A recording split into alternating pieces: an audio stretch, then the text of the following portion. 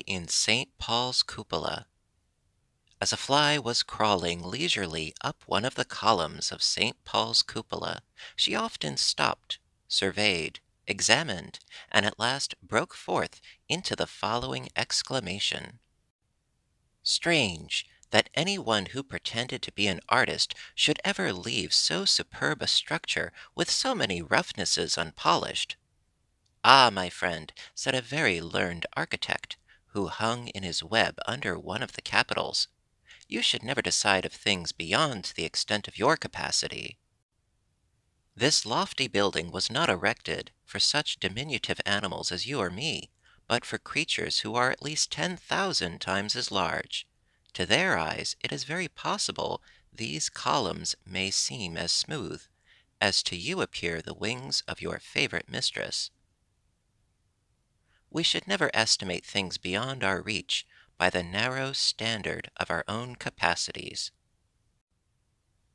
The Bald Man and the Fly. A fly settled on the head of a bald man and bit him. In his eagerness to kill it, he hit himself a smart slap, but the fly escaped and said to him in derision, "You tried to kill me for just one little bite. What will you do to yourself now for the heavy smack you have just given yourself?"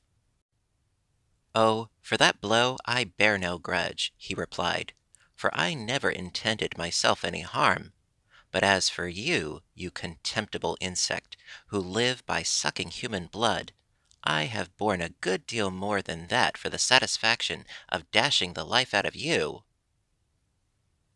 No reprisal is too harsh for the contemptible. The Robin and the Sparrow.